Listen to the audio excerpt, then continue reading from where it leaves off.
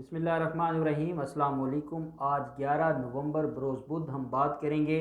नैब ने एक बड़ा धमाका किया है और वो है नून लीग के अहम रहनुमा को गिरफ़्तार कर लिया है और ये रहनुमा भी गिलगित बल्तिस्तान से हैं। और इनकी गिरफ़्तारी के बाद नून लीग का ये कहना है कि जो मुलजिम है उसको गिरफ़्तार करने का सिर्फ़ एक मकसद है कि नून लीग का सफाया करना है गिलगित बल्तिस्तान से। और ये पाकिस्तान तहरीक इंसाफ की हुकूमत ने प्री प्लान सारा कुछ किया है और इलेक्शन से 3 दिन पहले अहम रहनुमा को गिरफ़्तार किया जाना ये सियासी इंतकाम है। वो अहम रहनुमा इतना बड़ा फ्रॉडिया निकला है कि जब मैं आपके साथ फैक्ट्स शेयर करूंगा कि कितना बड़ा उसने पाकिस्तान के ख़जाने को नुकसान पहुंचाया है तो आप सोच कर ही परेशान हो जाएंगे।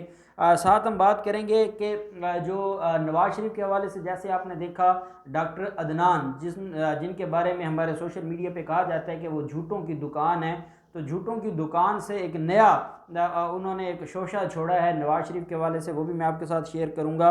और जो पाकिस्तान पीपल्स पार्टी और नून लीग के कारकुनान की लड़ाई है और फायरिंग हुई है और खुलकर एक दूसरे के आमने सामने आ गए हैं और उनके बारे में उनका जो पाकिस्तान पीपल्स पार्टी के कारकुनान का जुल्म सितम है नून लीग के कारकुनान पर, उसका जिक्र होता रहा। और साबका वज़ीर आला जो थे वो वहाँ चीखते रहे जो नून लीग के हैं, लेकिन मरीम नवाज़ मुस्कुराती रही। उनको क्या लगा कि कारकुनान ज़ख्मी हों, कारकुनान के साथ क्या हो, वो मामला असल में क्या है और मरीम बिलावल से मिलने क्यों गई हैं, कौन सा एक ख़ास एजेंडा था जिसके ऊपर वन मुलाकात हुई है, वो भी मैं आपके साथ शेयर करूँगा। पहले हम बात कर लेते हैं जो नून लीग की बड़ी विकेट गिराई गई है नैब की तरफ से। वो साबिक गवर्नर हैं गिलगित बल्तिस्तान मीर गजनफर, उनके बेटे प्रिंस सलीम को गिरफ़्तार किया गया है और गिरफ़्तार करके आज एहतसाब अदालत इस्लामाबाद में पेश किया गया है। ये जो मीर गजनफर ख़ान हैं ये 2015 में गिलगित से जो हुंज़ा है वहाँ से नून लीग की टिकट पर कानून साज जो असम्बली है उसका इलेक्शन लड़े थे। 6 माह बाद उन्होंने रिज़ाइन कर दिया था क्योंकि जो मीर गजनफर है उनके ऊपर फ्रॉड के केसेस थे और उन केसेस की बुनियाद पर उनको अपनी जो वो सीट थी वो छोड़नी पड़ी थी। फिर सितंबर 2018 को 15 सितंबर 2018 को वो गवर्नर गिलगित बल्तिस्तान लगाए जाते हैं, लेकिन वो भी 5 माह के बाद उनको रिज़ाइन करना पड़ता है क्योंकि उनके खिलाफ इतने ज़्यादा केसेस थे। अब जो प्रिंस सलीम है वो वहाँ से जो नून लीग को हेड भी करते हैं ये हुंज़ा से, और नून लीग का जितनी भी वहाँ पर इलेक्शन कैंपेन है उसको चलाने वाले ये हैं। उनको नैब ने गिरफ़्तार करके आज जो एहतसाब अदालत के जज हैं मोहम्मद बशीर साहब उनकी अदालत में पेश किया है क्योंकि केस ये चलना है गिलगित बल्तिस्तान में। मुलज़िम को गिरफ़्तार किया है इस्लामाबाद से। अब इस्लामाबाद से गिलगित बल्तिस्तान जो मुलज़िम को ट्रांसफ़र करना है उसके लिए टाइम चाहिए होता है, तो राहदारी रिमांड मांगा है नैब ने। राहदारी रिमांड से मुराद ये होता है कि मैं आपको मिसाल देता हूँ कि जैसे लाहौर के किसी थाने का कोई मुलज़िम है और वो इश्तिहारी हो गया है या वो मुलज़िम है और उसको गिरफ़्तार करना है और वो शख्स लाहौर में उसने वक़ूआ किया है लेकिन वो इस वक्त छुपा हुआ है भक्कर में, तो यहाँ जो पुलिस जाएगी और वो भक्कर से अगर उसको गिरफ़्तार करती है और अगर पुलिस को ये लगता है कि हमें लाहौर पहुँचते हुए 24 घंटे से ज़्यादा टाइम लग सकता है, तो वो क्योंकि 24 घंटे के अंदर अंदर इलाका मजिस्ट्रेट या अदालत में पेश करना ज़रूरी होता है, तो पुलिस वाले पहले भक्कर में अदालत में पेश करेंगे और राहदारी रिमांड मांगेंगे कि हमने जो रास्ता में हमें टाइम लगना है मुलज़िम को ट्रांसफ़र करने का उस एरिया से जहाँ से गिरफ़्तार किया है उसके थाने में जहाँ उसके ख़िलाफ़ मुकदमा दर्ज हुआ है, तो वो जो रास्ते का टाइम होता है उसको राहदारी कहते हैं, राहदारी रिमांड कहते हैं। तो वो प्रिंस सलीम का राहदारी रिमांड लिया गया है। 7 दिन का राहदारी रिमांड तलब किया गया था। वकील हैं उसामा खालिद जो कि प्रिंस सलीम को रिप्रेजेंट कर रहे थे, उन्होंने कहा कि ये 10 साल पुराना केस है जिनको इलेक्शन से 3 दिन पहले इन्होंने जानबूझ के रीओपन किया है।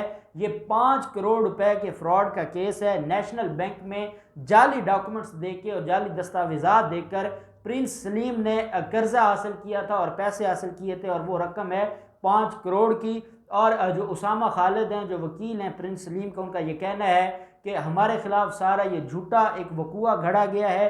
हमारा इस मामले में नेशनल बैंक के साथ पैचअप हो चुका है, हमने नेशनल बैंक को पैसे अदा कर दिए हैं, उसके बावजूद नैब हमें सिर्फ इलेक्शंस की बुनियाद पर और सिर्फ नून लीग की रुकनीत की बुनियाद पर और नून लीग के साथ एक ताल्लुक की बुनियाद पर हमारे खिलाफ ये कार्रवाई हो रही है और ये सारा का सारा पाकिस्तान तहरीक इंसाफ कर रही है और हमें बहुत नुकसान पहुँच रहा है और हमारे साथ बड़ी ज़्यादती हो रही है।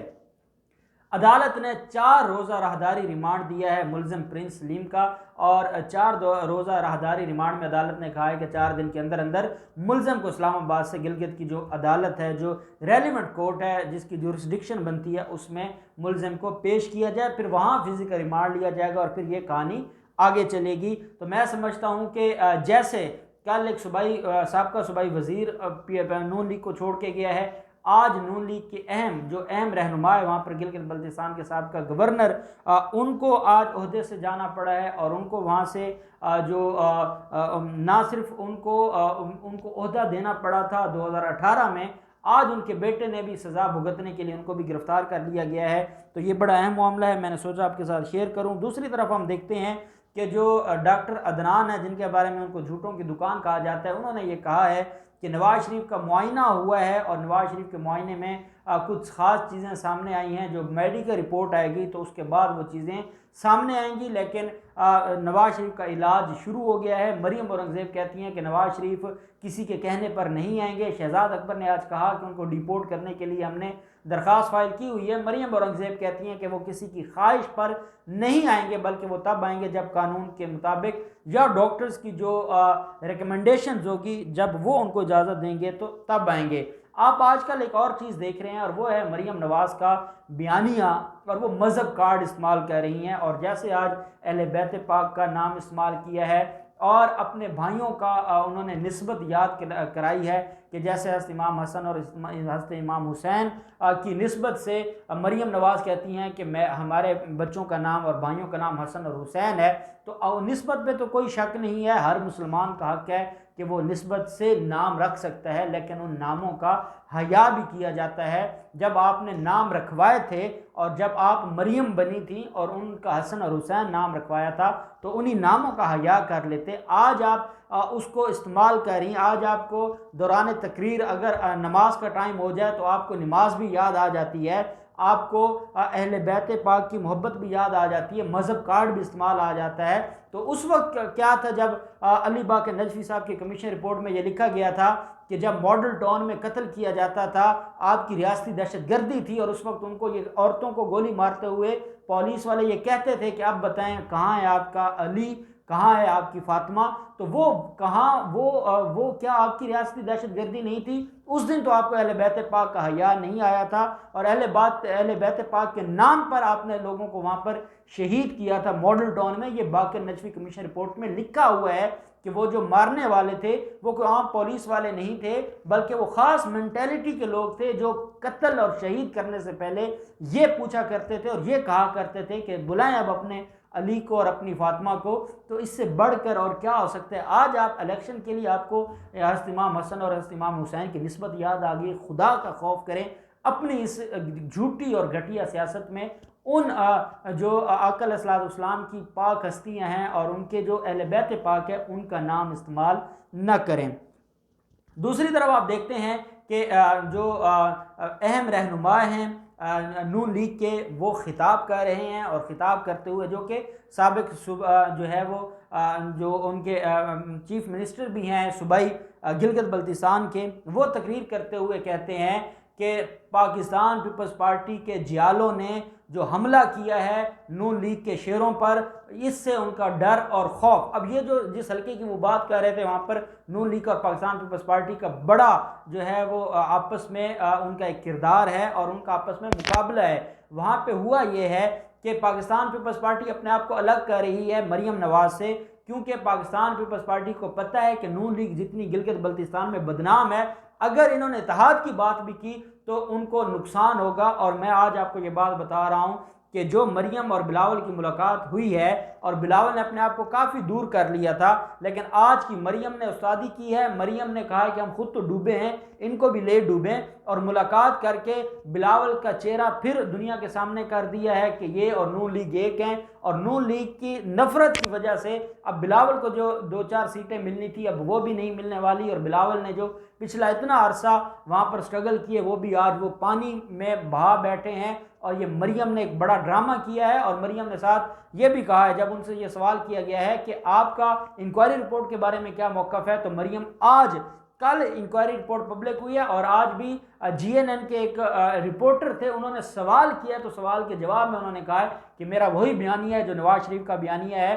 क्यों ना हो, आपका नवाज शरीफ का मतम नज़र भी एक है, आपका मकसद भी एक है। जब मोहम्मद ज़ुबैर जाते हैं रात के अंधेरों में आपके लिए भीख मांगने, वो भी आप दोनों के लिए भीख मांगने जाते हैं, वो किसी एक के लिए भीख मांगने नहीं जाते। और आपकी ये हालत है कि आप और पाकिस्तान पीपल्स पार्टी और नून लीग एक दूसरे के ऊपर फायरिंग कर रहे हैं, और ये खाली कोई एक दूसरे के साथ लड़ाई नहीं है, फायरिंग की गई है और ज़ख्मी हुए हैं। और जब उसका जिक्र हो रहा है तो मरियम नवाज मुस्कुरा रही हैं। उनको क्या लगा कि कारकुनान की क्या उनकी जो